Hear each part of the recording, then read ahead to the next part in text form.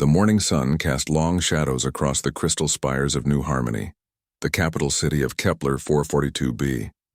Captain Nara stood at the observation deck of the orbital monitoring station, watching the peaceful world below. The Veltari had lived here for 3,000 years, building their cities from living coral that grew into beautiful towers. Their ships were not made of metal, but grown from special organisms that could fly through space. Today felt different. Nara could not explain why, but something in the air made her nervous. She walked to her control station and checked the long-range sensors. Everything looked normal. The daily transport ships moved between the orbital platforms. The mining operations on the outer moons continued their work.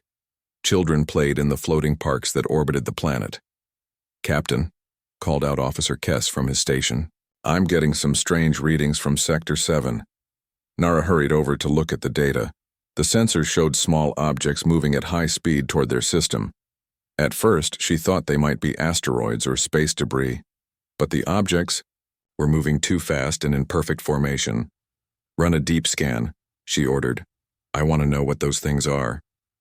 As the minutes passed, more objects appeared on the sensors, then more.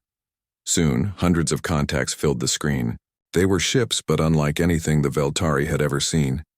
These vessels were dark and geometric, shaped like massive triangles and cubes. They moved with cold precision, like machines following a program. "Captain, I'm detecting massive energy signatures," Kess reported, his voice shaking. "These ships they're huge. Some of them are the size of our cities." Nara felt ice in her stomach. She had heard stories from traders who came from the outer rim. Stories of a machine, empire that consumed entire worlds. The Dominion, they called it. Planets would send out calls for help and then silence. Forever. "Send out an emergency alert to all colonies," she commanded. "Tell them to prepare for evacuation." But even as she gave the order, she knew it was too late. The dark ships had already reached the outer edge of their system. They moved like a black tide spreading out to surround the entire star system. The first attack came without warning. Bright lances of red energy shot out from the leading ships, striking the mining stations on the distant moons. The explosions were visible even from their orbital position, tiny flashes of light that meant hundreds of Veltari had just died. "They're not trying to communicate," Nara whispered. "They're just killing everyone." More energy beams lanced out, this time targeting the orbital habitats around the planet. Nara watched in horror as the floating cities where millions of her people lived began to burn. The Dominion ships moved closer, and she could see their true size now. They were not just ships, they were flying fortresses, bristling with weapons and dark technology. "Captain, what do we do?" Kess asked. Nara looked at her crew. They were young, most of them. They had never seen war. The Veltari were a peaceful people. They had no military, no weapons of war. Their ships were designed for exploration and trade, not fighting. "We run," she said. "We run and we call for help." But as their small station began to move away from the planet, Nara realized something terrible. The Dominion ships were not just attacking randomly. They had a plan. They were positioning themselves to block all escape routes. No ship would leave this system alive. Down on the planet's surface, the invasion had begun. Dropships, shaped like metal insects, descended through the atmosphere. They carried machines that looked like spiders made of steel and wire. These machines did not kill the Veltari they caught. Instead, they did something worse. Nara watched through the station's powerful telescopes as the machines captured her people and began to change them. The organic technology that the Veltari used, their living ships, their coral cities, their symbiotic tools, all of it was being converted into cold, mechanical versions. The captured Veltari themselves were being changed, their organic bodies replaced with metal parts. "They're not just conquering us," she realized with growing horror. "They're making us into them." The station shook as enemy fighters flew past, scanning them with red beams. Soon they would be discovered and destroyed. Nara made a decision that would change everything. "Kess, help me access the ancient beacon," she said. "Captain, that thing is thousands of years old. We don't even know if it works." "It has to work. It's our only hope." Deep in the station's core was a device that had been there since before the Veltari had built their first city. It was a relic from an older civilization, something their ancestors had found when they first arrived on this world. The beacon was made of a strange crystal that seemed to bend light around itself. No one understood how it worked, but the old story said it could send messages across vast distances. Nara placed her hands on the crystal surface. The moment she touched it, the beacon began to glow with soft blue light. Images flashed through her mind: star charts, coordinates, and something else. A feeling of hope, as if the beacon was trying to tell her that help existed somewhere in the galaxy. She began to compose a message, not in words, but in pure thought and emotion. She showed the beacon everything: the Dominion ships, the dying Veltari, the conversion of their world into a mechanical nightmare. She begged for help from anyone who might be listening. The beacon pulsed brighter, and suddenly, energy erupted from it in waves that spread out through space faster than light itself. The quantum signal tore through dimensions, reaching across the galaxy in moments. But the burst of energy also revealed their position to the Dominion forces. Enemy ships immediately changed course toward the monitoring station. "Captain, they're coming for us," Kess warned. Nara nodded. She had expected this. "Then we make sure the message gets through." She sent the beacon signal again, and again, and again. Each pulse made the ancient device glow brighter. With each transmission, she put more of herself into the message: her memories, her love for her people, her desperate hope that someone would come. The first Dominion warship reached them and opened fire. The station's shields flared and died. Under the assault, explosions rocked the structure as the enemy beams cut through the hull. "Captain, we have to abandon the station," Kess shouted over the noise. "No," Nara said firmly. "Not yet." She sent the beacon signal one more time, pouring every bit of her strength into it. This time something different happened. The beacon's light turned from blue to white, and for a moment, she felt something respond. Somewhere in the galaxy, someone had heard her cry for help. The station exploded around her, but Nara died with a smile on her face. She had felt it in that last moment. The presence of something vast and powerful, something that was already moving toward them through the darkness between stars.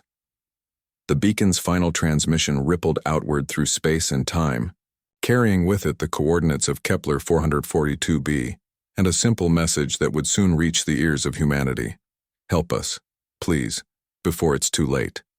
Across the galaxy, on a dozen different worlds, ancient devices that had been silent for 50,000 years suddenly began to pulse with the same white light. The message had been received, and something that had been sleeping for eons was beginning to wake up. The Dominion continued their work, converting the Veltari world into another mechanical outpost. But they had made one critical mistake. In their arrogance, they had assumed that the galaxy had no guardians, no protectors who would answer such a call. They were about to learn how wrong they were. The stars themselves seemed to hold their breath as the beacon's message traveled through the void, seeking the one species that had been waiting for exactly this moment. Somewhere in the darkness, engines that could bend reality itself were beginning to power up. The SOS had been sent, and humanity was coming. 3 days after the beacon's desperate cry echoed across the galaxy, the first signs appeared. On the bridge of the Corvan Republic battleship Iron Claw, Admiral Thex stared at his sensor readings with growing confusion. "These numbers can't be right," he muttered, his scaled hands gripping the command chair. "Run the scan again." The ship's computer confirmed what he feared. Massive gravitational waves were moving through space, unlike anything in their databases. Whatever was causing them was huge and moving faster than should be possible. Similar scenes played out across the galaxy. The gaseous beings of the Nethek Collective felt the disturbances through their cloud cities. The insect-like Threx registered the anomalies with their hive mind sensors. Even the ancient Altari, who had been exploring space for 10,000 years, had never seen readings like these. But it was on the human ship Prometheus that the message finally found its intended target. Captain Rex was reviewing supply reports when the ship's AI announced an incoming transmission. The bridge crew looked up from their stations as an unfamiliar sound filled the air, a deep, musical tone that seemed to come from the ship's hull itself. "Sir, we're receiving a signal," reported Lieutenant Davis from the communications station. "But it's not coming through our normal channels. It's coming from the ship itself." Rex frowned. "Explain." "The signal appears to be activating something in our hull plating, some kind of receiver that we didn't know was there." Dr. Lisa, the ship's chief scientist, hurried to her console. "Captain, I'm reading massive quantum fluctuations throughout the ship. It's like something dormant is coming online." The musical tone grew louder, and suddenly the bridge filled with images. They saw the peaceful world of Kepler 442b, its crystal cities shining in the sunlight. They saw the Veltari people, gentle beings who had lived in harmony with their world for millennia. Then came the darkness, the Dominion ships arriving like a plague of metal locusts. Rex and his crew watched in horror as the invasion unfolded. They saw the peaceful Veltari being captured and converted into mechanical slaves. They saw their beautiful living cities being transformed into cold, industrial complexes. And they saw Captain Nara's final sacrifice as she used the ancient beacon to send her desperate plea across the stars. "My God," whispered Commander Blake, Rex's second-in-command. "Those poor people." But Dr. Lisa was studying something else entirely. "Captain, look at this. The quantum signature of that beacon. It matches something in our computers." "What do you mean?" "I mean our ship's AI has files about this technology. Files that were apparently locked away until now." She paused, her face pale. "Sir, according to this data, that beacon was built by the same people who constructed the ruins we found on Earth." Rex felt a chill run down his spine. Every human knew about the ruins, massive stone structures found buried beneath every major city on Earth. They were impossibly old, predating human civilization by thousands of years. No one knew who had built them or why. "Are you saying that whoever sent this message knows about Earth?" he asked. "I'm saying they might have been to Earth," Lisa replied. "A long time ago." The ship's AI suddenly spoke with a voice none of them had heard before. It was still the computer, but somehow deeper, more ancient. "Captain Rex, new mission parameters have been uploaded. Course change authorized. Destination, Kepler 442b system." "Wait," Rex said. "I didn't authorize any course change." "Authorization comes from Command Authority Level 1, the AI replied. "Sealed orders are now active." Rex had never heard of Command Authority Level 1. He had been in the colonial fleet for 20 years and held one of the highest security clearances possible. Yet apparently, there were orders buried in his ship's computer that even he hadn't known about. "Time to destination?" he asked. 6 hours, 17 minutes, the AI responded. Blake's eyes widened. 6 hours? That's impossible. Kepler 442b is 3 days away at maximum speed. "Exotic matter drive is now online," the AI announced. "Brace for transition." The ship suddenly lurched forward with a speed that defied everything Rex knew about physics. Outside the viewports, the stars began to stretch into lines of light as space itself seemed to bend around them.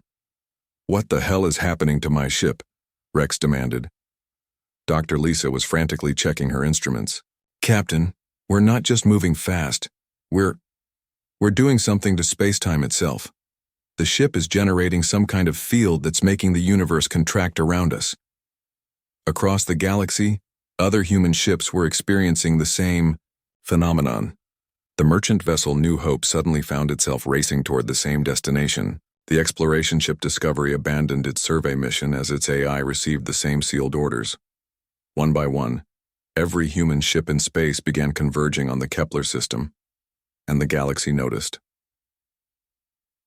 On the Corvin homeworld, emergency sessions were called.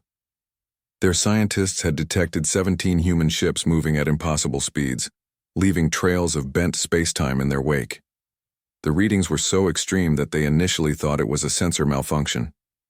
"They're moving at 97% of light speed," reported the chief astronomer, his voice shaking. That should be impossible.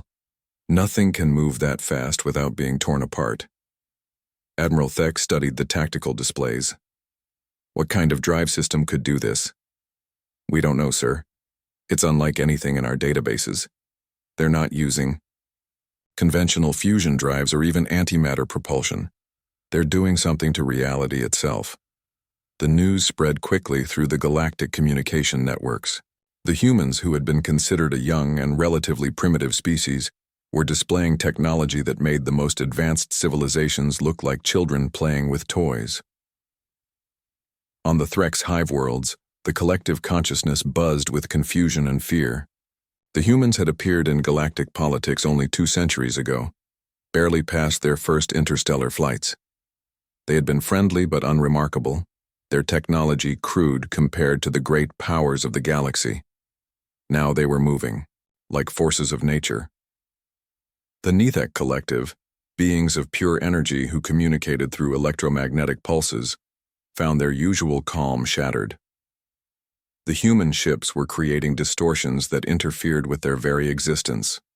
For the first time in their history, they felt something approaching fear. Even the ancient Altari, who had seen the rise and fall of a dozen galactic civilizations, were disturbed. In their vast libraries, they found references to similar phenomena from the distant past, stories of a species that had once ruled the galaxy before vanishing without a trace. The descriptions matched what they were seeing now. Meanwhile, in the Kepler system, the Dominion forces were completing their conquest. Overlord Prime, the artificial intelligence that commanded the machine empire, received reports of the approaching human fleet with cold calculation. Analysis. It commanded its subordinates. 17 vessels. Unknown class. Energy signatures suggest advanced exotic matter manipulation. Estimated arrival time. 4 hours, 12 minutes. Overlord Prime processed this information. The humans were known to the Dominion database as a minor species, barely worth cataloging. Yet these readings suggested otherwise. Prepare the fleet for combat, it ordered. If these humans wish to interfere with our operations, they will be converted or destroyed like all the others. 200 Dominion warships moved into defensive positions around Kepler 442b. Each ship was a masterpiece of mechanical engineering, bristling with weapons that could crack planets. They had conquered dozens of star systems with fleets half this size. But as they waited for the humans to arrive, something strange happened. The few surviving Veltari, hiding in the ruins of their world, began to sing. It was a low, haunting melody that seemed to resonate through the very air itself. They sang of hope, of ancient promises, of guardians who would return in the darkest hour. The Dominion machines tried to silence them, but the song continued. It spread from the planet's surface to the orbital stations, carried by survivors who had nothing left but faith that someone had heard their captain's final message. High above the system, space itself began to ripple. The human fleet was almost here, and with them came something that the galaxy had not seen for 50,000 years. Something that had been sleeping, waiting for the right moment to wake up. The storm was coming, and it would change everything. In the depths of space, Captain Rex stood on the bridge of the Prometheus as his ship prepared to drop out of hyperspace. He didn't fully understand what was happening to him or his crew, but he knew one thing with absolute certainty.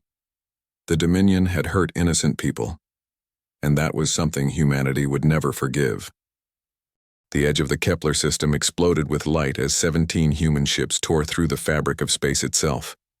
The exit from hyperspace was unlike anything the galaxy had ever witnessed, where other species emerged gently from their faster-than-light travel. The humans arrived like falling stars.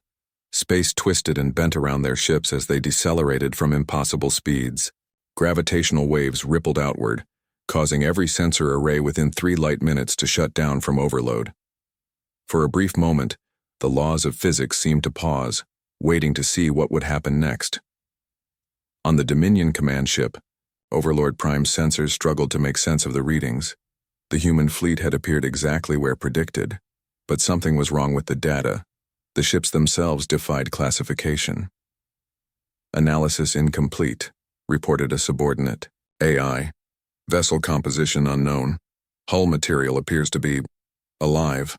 Overlord Prime focused its attention on the approaching fleet. The ships were not the crude metal constructs it had expected. Instead, they moved like living creatures, their hulls shifting and flowing like liquid mercury. Dark surfaces reflected, starlight in patterns that hurt to look at directly. These vessels breathed, pulsed, and seemed to watch the Dominion forces with invisible eyes. Impossible, Overlord Prime calculated. Organic technology cannot achieve such efficiency. But the evidence was undeniable. The human ships moved with perfect coordination, like a school of predatory fish.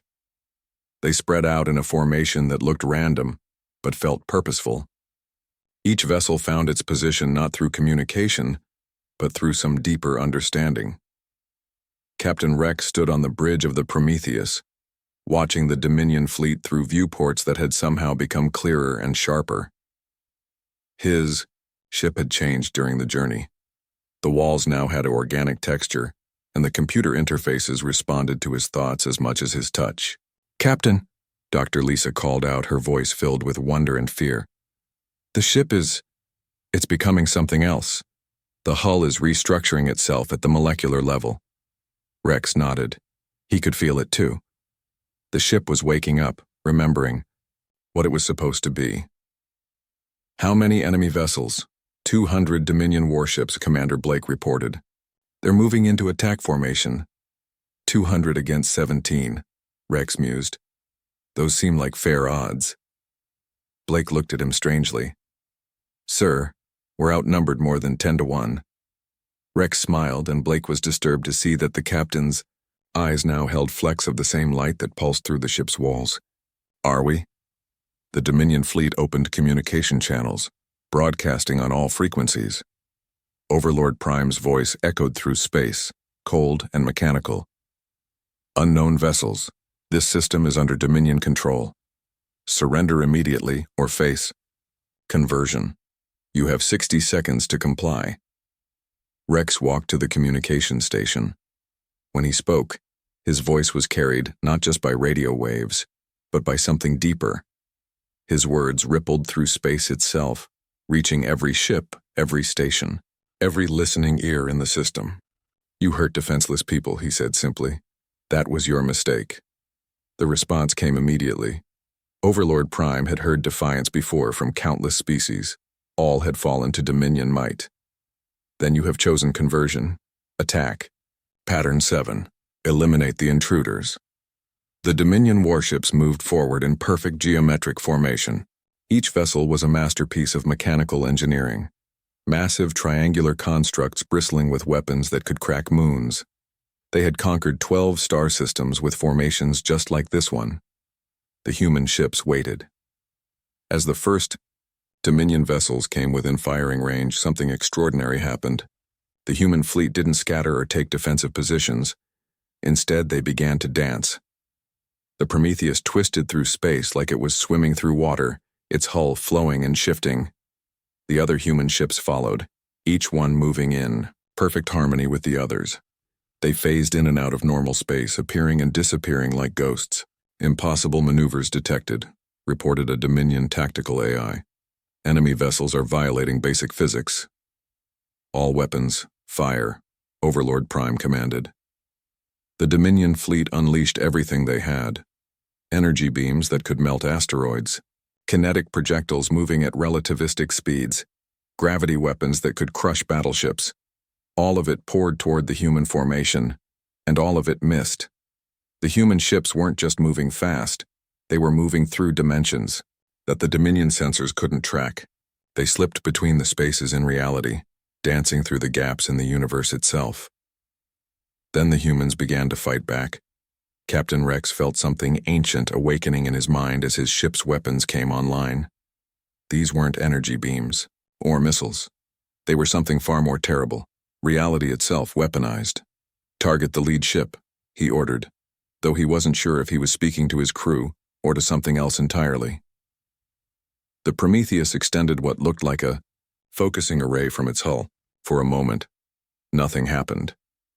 Then the largest Dominion warship simply stopped existing, not destroyed, not exploded. It was there 1 second and gone the next, leaving only empty space where a massive warship had been floating moments before. "What did we just do?" Blake whispered. Dr. Lisa checked her instruments with shaking hands. We unraveled it. At the quantum level, that ship has been reduced to its component atoms. Across the battlefield, similar scenes played out as the other human ships engaged. Each target they selected simply ceased to be, erased from reality with surgical precision. The Dominion forces found themselves fighting an enemy that didn't just defeat them, it deleted them. But it wasn't just the technology that terrified the Dominion AI. It was the coordination.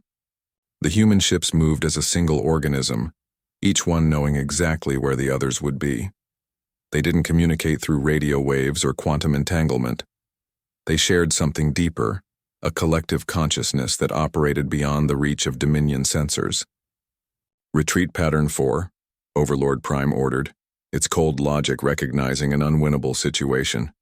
But the human ships had no intention of letting the Dominion escape. They moved like hunting wolves, pursuing the fleeing vessels across the system. Any ship that tried to enter hyperspace found its drive systems failing as reality itself bent around them, trapping them in normal space. The battle, if it could be called that, lasted exactly 17 minutes.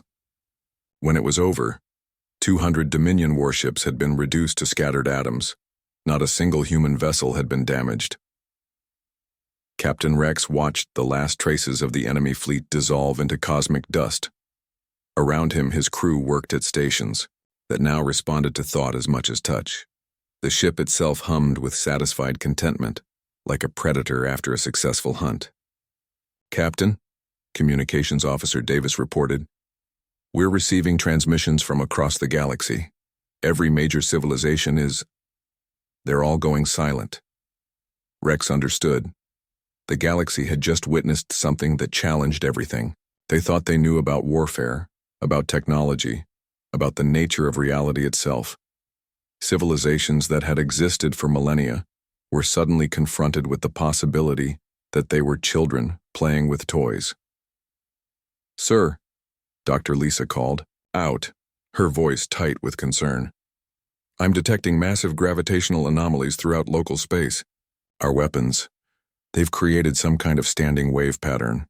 Every ship with FTL capability within 50 light-years is experiencing system failures." Rex nodded. The human fleet's reality-warping weapons had done more than destroy the Dominion ships.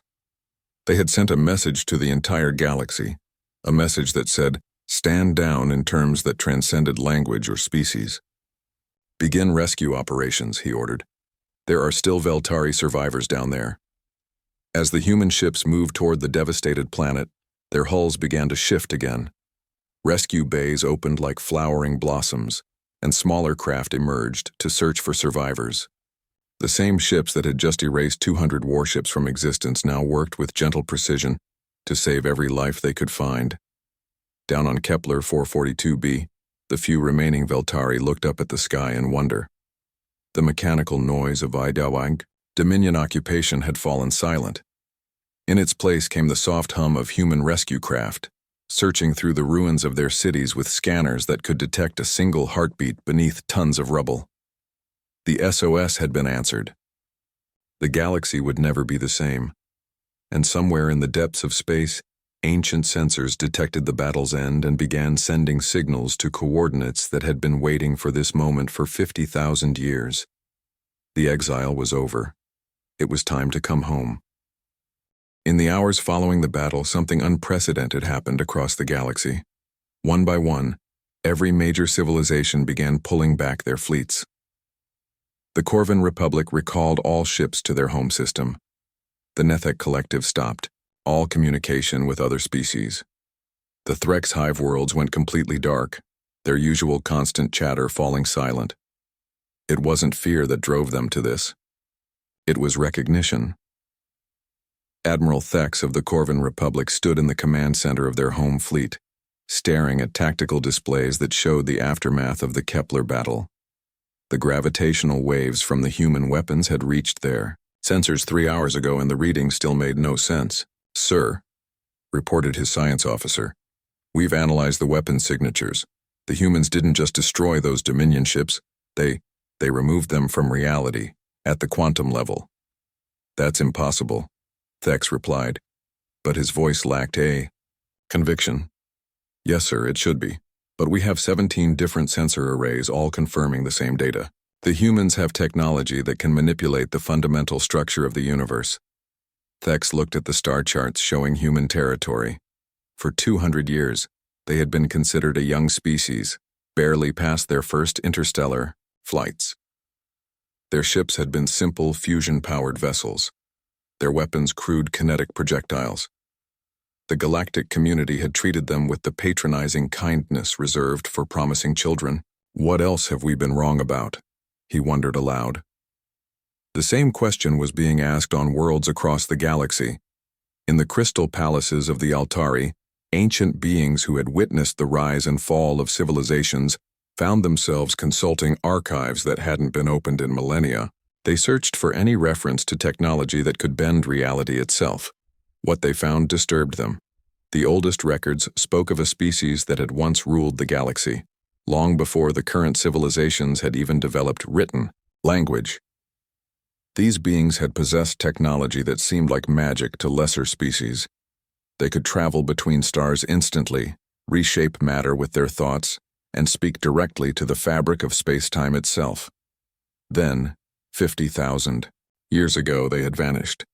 Not destroyed, not conquered. They had simply chosen to leave. The records were unclear about why, but the ancient texts hinted at a great sacrifice, a voluntary exile to protect the galaxy from something even worse. The Altari scholars compared these ancient descriptions to the recent battle recordings. The similarities were undeniable. Meanwhile, in the Kepler system, Captain Rex worked alongside his crew to coordinate rescue operations. The human ships had deployed thousands of small craft, each one searching through the ruins of Veltari civilization, with incredible precision.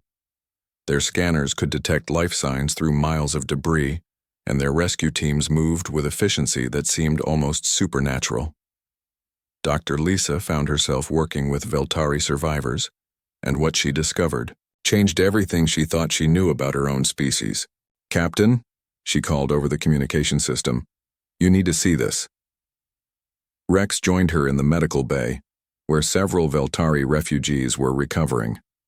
One of them, an elderly female named Vera, was looking at the human rescuers with an expression of wonder and recognition. "She says she knows us," Lisa reported. "Not personally, but she says her people have stories about humans. Very old stories." Rex knelt beside Vera's medical bed. The Veltari's large eyes studied his face with ancient wisdom. "Your people," Vera said in accented but clear human language. "We remember. The stories say you came to our world long ago before we built our first cities. You left gifts buried in the ground, gifts we were told to keep safe until you returned." "What kind of gifts?" Rex asked. "Technology, seeds of knowledge.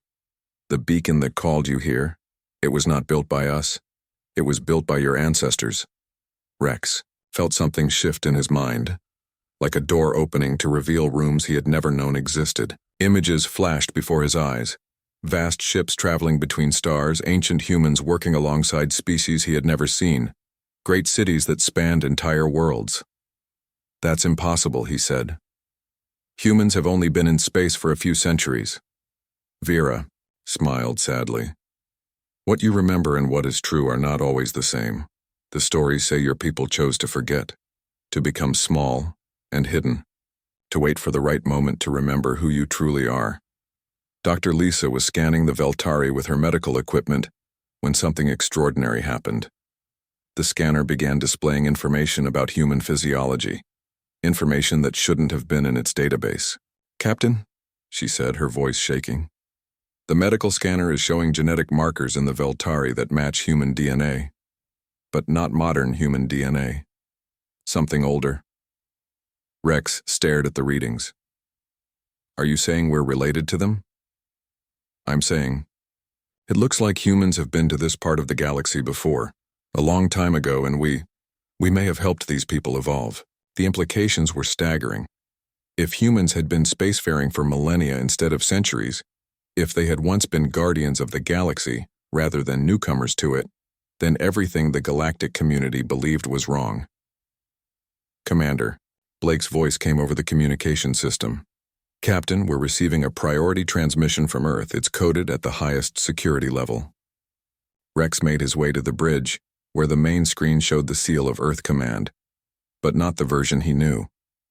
This seal was ancient, carved from symbols he had never seen before but somehow understood. The face that appeared on the screen belonged to Admiral Kane, the head of human colonial forces.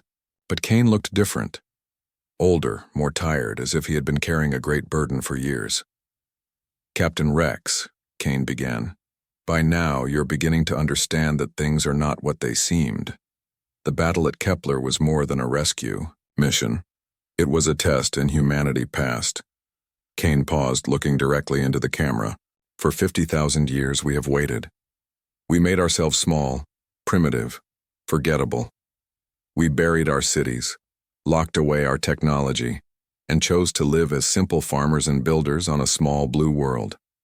We did this to protect the galaxy from something terrible. The screen filled with images of space, vast regions of absolute darkness where no stars shone. The Devourers are returning, Kane continued. The Dominion was just their advanced scout, sent to test the galaxy's current defenses. The real invasion fleet is moving through the void between galaxies. They consume everything, matter, energy, even space-time itself. The last time they came, we barely stopped them, and the cost was everything we had built. Rex felt the truth of these words resonating in his bones. Somewhere deep in his genetic memory, he could recall the ancient war, the desperate battles, the final choice to go into hiding. The exile is over, Kane announced. Operation Ascension is now active. All human colonies will implement Protocol 7. The galaxy needs its guardians again. The transmission ended, leaving Rex and his crew in stunned silence. Around them, the Prometheus continued its rescue operations, but everything had changed. They were no longer explorers from a young civilization. They were the descendants of the galaxy's oldest protectors, finally returning to duty. Engineer Tom's voice broke the silence. Captain, I'm detecting massive energy signatures throughout human space. It looks like structures are rising from underground on every human world. Rex nodded. He could feel it happening. Ancient cities awakening beneath Earth's surface. Technology that had slept for millennia coming back online. Defense networks that spanned hundreds of light years powering up for the first time in 50,000 years. The galaxy had fallen silent because they recognized what was happening. Humanity wasn't just revealing advanced technology. They were revealing that they had never been the primitive species everyone believed them to be. The real question was, would it be enough to stop what was coming? In the depths of space, beyond, the edge of the galaxy, something vast and hungry stirred. The Devourers had felt the disturbance caused by humanity's awakening, and they knew their time was running out. Soon they would have to begin their final assault on this small galaxy and its stubborn guardians. The ancient war was about to begin again. 3 weeks after the battle at Kepler, the galaxy faced a new reality. Across human space, ancient structures were rising from beneath the surface of every colonized world. Cities that had been buried for 50,000 years now stretched toward the stars, their crystalline spires glowing with power that had been dormant since the dawn of galactic civilization. On Earth, billions of people watched in awe as the pyramids of Egypt cracked open to reveal gleaming towers beneath. The Stonehenge monument expanded into a massive communication array. Beneath New York, London, and Tokyo, vast underground complexes came online, their corridors filled with technology that seemed to respond to human thoughts. Captain Rex stood in the command center of humanity's largest space station, watching reports stream in from across the galaxy. The station itself had appeared 3 days ago, materializing in orbit around Earth as if it had always been there. The structure was the size of a small moon, and its biomechanical corridors pulsed with the same living energy as the human ships. "Sir," reported Commander Blake, "we have confirmation from all colonies. The awakening is complete. Every human world now has active defense networks and shipyard facilities." Rex nodded, studying the tactical displays. The numbers were staggering. Humanity hadn't just revealed a few advanced ships. They had revealed an entire interstellar empire that had been waiting in hibernation. Thousands of vessels were emerging from hidden bases, each one equipped with reality-warping technology that made the Dominion's weapons look like crude clubs. Dr. Lisa approached with a datapad in her hands. "Captain, I've been analyzing the genetic scans we took of the crew. The changes are accelerating. Whatever was locked away in our DNA is fully active now." "What kind of changes?" Rex asked. "Enhanced cognitive function, improved reaction times, and something else. We're developing what can only be described as a collective consciousness. Not a hive mind, but a shared awareness. The ability to coordinate perfectly with other humans without speaking." Rex had felt it himself. During the rescue operations, at Kepler, he had known exactly where every other human ship would be, what each crew member was thinking, what needed to be done. It was as if humanity had suddenly remembered how to work as a single organism. "There's more," Lisa continued. "The genetic memories are becoming clearer. I can remember things that happened before I was born, before my grandparents were born. Memories of the ancient war. The ancient war." Rex had been having dreams about it for days. Dreams of vast battles fought in the void between galaxies, of weapons that could destroy entire solar systems, of an enemy that consumed everything in its path. The Devourers, beings of pure hunger that had swept across the universe for billions of years, leaving only empty darkness behind them. "Captain," Blake called out, "we're receiving a transmission from the Galactic Council. They're requesting an emergency meeting." Rex almost smiled. The Galactic Council had been formed 2,000 years ago by the major civilizations to maintain peace and coordinate trade. Humanity had been granted a minor membership only 50 years ago, treated as junior partners with little real influence. That was about to change. "Tell them we'll attend," Rex replied, "but the meeting will be held here."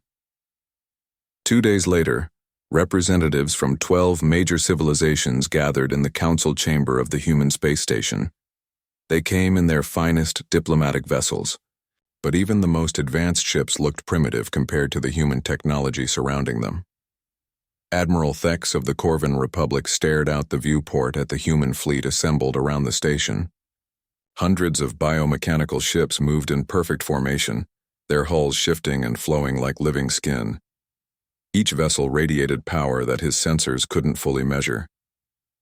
"This is impossible," muttered Ambassador Nell of the Nethek Collective, her gaseous form shimmering with anxiety. 2 months ago, humanity was barely a spacefaring species. Now they have technology that defies every law of physics we know. The council chamber itself was unlike anything they had experienced. The walls seemed to be alive, responding to the emotional states of the occupants. The floor was transparent, showing the depths of space below, creating the illusion that they were floating in the void itself. Captain Rex entered the chamber, but he was no longer just a ship's captain. The awakening had revealed his true nature. He was a Guardian Prime, one of humanity's ancient military leaders. His uniform had changed, too, shifting from simple naval dress to something that seemed woven from starlight itself. "Representatives of the Galactic Council," Rex began, his voice carrying easily through the chamber. "I greet you not as the newcomers you thought we were, but as the species that helped many of your worlds develop in the first place." The assembled aliens shifted uncomfortably. In the weeks since the Kepler incident, their archaeologists had been making disturbing discoveries. Ancient ruins on their homeworld showed signs of human influence dating back millennia. Technology that had supposedly been developed independently showed clear signs of human design. "You're claiming to be our ancestors?" asked Elder Zim of the Altari. "Not ancestors," Rex replied. "Guardians, teachers, friends. 50,000 years ago we helped guide the development of dozens of species. We shared technology, protected young civilizations and maintained peace across the galaxy. He gestured, and the chamber filled with holographic images. The assembled representatives saw the galaxy as it had been in ancient times, a golden age of cooperation and growth, with humans serving as protectors and guides. "Then what happened?" asked Admiral Thex. "Why did you disappear?" The images changed, showing something that made even the bravest representatives recoil in horror. Darkness spread across the galaxy like spilled ink, consuming everything in its path. Stars went out, planets vanished, and vast regions of space simply ceased to exist. "The Devourers," Rex said simply, "beings from outside our universe, creatures of pure hunger that consume everything, matter, energy, space-time itself. They had already destroyed countless galaxies before they reached ours." The hologram showed the ancient war in all its terrible glory. Human fleets battling impossible odds, entire star systems being sacrificed to slow the enemy's advance, the gradual retreat toward the galaxy's core as the Devourers consumed everything behind them. "We fought them for 1,000 years, Rex continued. "Every weapon we had, every ally we could gather, every strategy we could devise, nothing worked. They were too many, too powerful, too alien for conventional warfare to affect them." "How did you stop them?" whispered Ambassador Nell. "We didn't stop them. We delayed them, at the cost of everything we had built." The hologram showed humanity's final desperate gambit, the use of weapons that tore holes in reality itself, creating barriers of folded space-time that the Devourers couldn't cross. "We bought the galaxy 50,000 years of peace, but we knew they would eventually find a way around our barriers. So you went into hiding," Elder Zim realized. "You made yourselves primitive to avoid detection." "We made ourselves forgotten," Rex corrected. "We buried our cities, locked away our technology, and chose to live as simple farmers on a small blue world. We let the galaxy develop without our interference, hoping that when the Devourers returned we would be strong enough to face them properly." The chamber fell silent as the implications sank in. The representatives looked at the human fleet outside, at the technology that could manipulate reality itself, at the species they had dismissed as newcomers. "Are you saying they're coming back?" asked Admiral Thex. Rex nodded grimly. "They've been testing our defenses for years. The Dominion was just their latest probe, a machine empire designed to measure how far galactic civilization has advanced. The fact that we had to reveal ourselves to stop them means the real invasion is about to begin." As if summoned by his words, the chamber's sensors detected something at the edge of the galaxy. Long-range telescopes focused on the approaching darkness, and the assembled representatives saw their worst fears confirmed. A wall of absolute nothingness was moving toward them from intergalactic space. It stretched across light years, consuming everything in its path. Stars winked out as it passed, leaving only empty void behind. The Devourers had returned, and they were hungry. "How long do we have?" asked Ambassador Nell. 6 months, Rex replied. "Maybe less." "What can we do?" Rex looked at each representative in turn, his eyes holding the weight of 50,000 years of preparation. "You can trust us. For the first time in galactic history, you have guardians who are ready for this fight. We spent 50 millennia preparing for this moment." Outside the station, more human ships were arriving every hour, not just from Earth but from hidden bases throughout the galaxy. Ancient arsenals were opening, revealing weapons that could rewrite the laws of physics.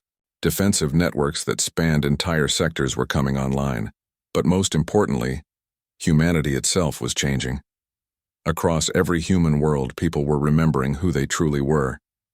The genetic locks that had kept them small and forgettable were breaking down, revealing the warriors and protectors they had always been meant to be. "The exile is over," Rex announced to the assembled galaxy. "Humanity has come home, and this time, we're going to win."